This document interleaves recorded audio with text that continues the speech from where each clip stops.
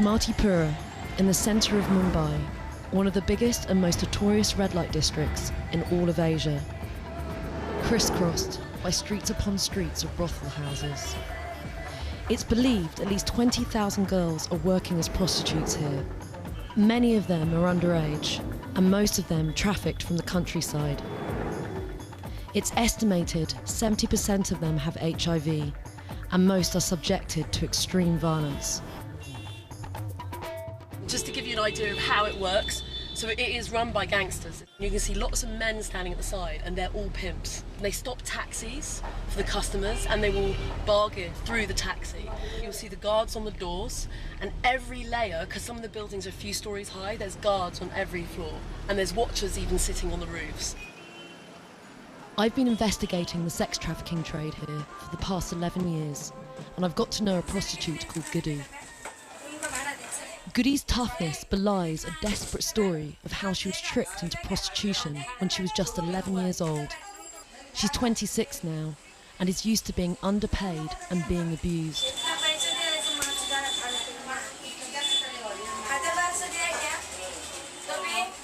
She fights hard for her cash and unleashes a torrent of abuse on her client.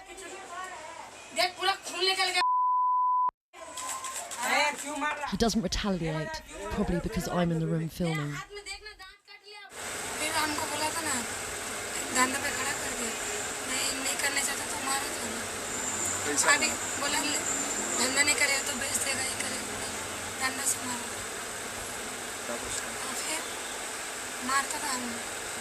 Were you very scared?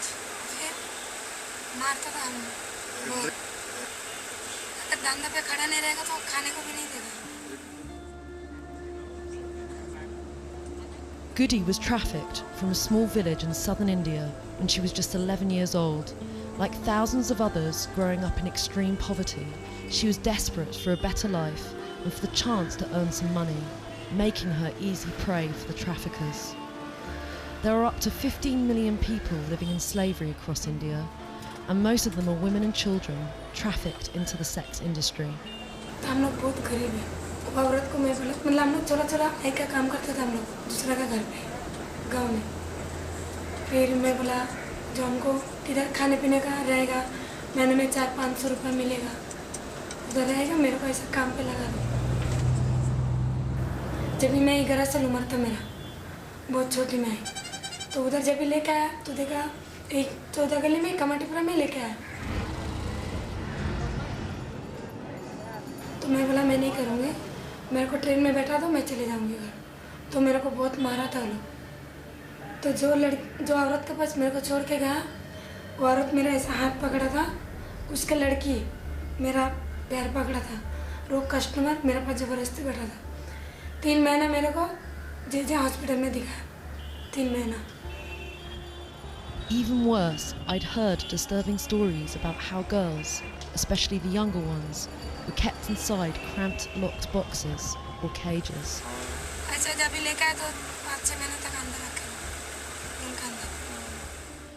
Goody told me the madams here routinely lock the girls up and abuse them, to break their will, to make them do as they're told. After years of trying, and with the help of a local guide, I managed to get inside, to get a rare look at these slave conditions for myself. Endless corridors lead to caged areas where the girls are held behind bars. The deeper we went in, the darker it got. Okay, hold my hand. Oh, can't see anything. The walls were slimy with condensation and sweat. The stench of raw sewage was overpowering. Finally, we found what we were looking for. Hidden behind a trapdoor was a series of boxes, just over 1 metre high and padlocked. There was an eerie silence. I had to leave quickly before I could be certain anyone was inside the boxes. But what I could see was they were padlocked, and girls' underwear was hanging over the doors. My guide to these brothels is Rahul. He asked me to hide his identity. He's a former street boy and now an aid worker. He rescues underage prostitutes and tells me that as well as locking up the young girls, there is a booming trade in sex with virgins. Many of the men here believe sex with a young child will reduce the risk of them getting sexually transmitted diseases. They will arrive here, they don't know anything, they will be in the dark room and manager will be there, so he will tell the customer this is a virgin girl and she's very small like that, and that rate will be increased like that. He told me the clients who come here try to outbid each other to get the youngest girl. Some people will be say 10,000, some people will be say 15,000, 20,000, the rate will be rise. So which rate will be stop like that, na? So that person will be take that child and he will be abuse that child. A few years after Goody arrived in Kamatipura, she tried to get out, but her attempt failed. जो police के पास जाना चाहिए, तो police के पास गया, मैं complaint करने गया, मेरे को ही अंदर डाल दिया, तो मैं इधर चेंबूर में 3 महीना था, जो घर वाला है वो मेरे को 60,000 जमीन में मेरे को छुड़ाया, क्या जमीन में छुड़ाया मैंने, बाद में फिर वो रखा, वो भी 3 साल पैसा खा गया. The police are part of the problem in Kamatipura. For many of them, prostitution is big money. In fact, they fight for the chance to work here, for the extra cash they can make in bribes. Girls know police is not going to help us because police come for money. They take money, they go. Kamatipura is crawling with gangsters, also looking to make money from the girls. Goody was approached by one, offering to lend her money to escape. But he conned her.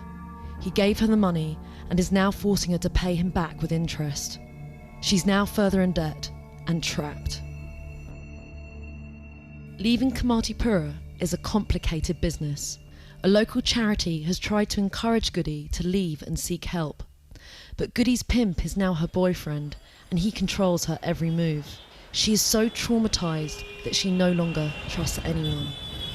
What do you hope for now in the future? आपके आगे की ज़िंदगी के लिए क्या आशा है तुम्हारे पास? क्या तुम्हारा सपना है? है तो बहुत कुछ, मगर क्या करूं? मैं भी चाहता है मेरा घर हो, फिर अच्छे से रहूं, अच्छे जगह में खाऊं. कर्जे का वजह से नहीं जाता ना, कर्जा खत्म होगा चले जाऊं. अभी मेरा पूरा कर्जा खत्म हो जाएगा, मैं चले जाऊंगी.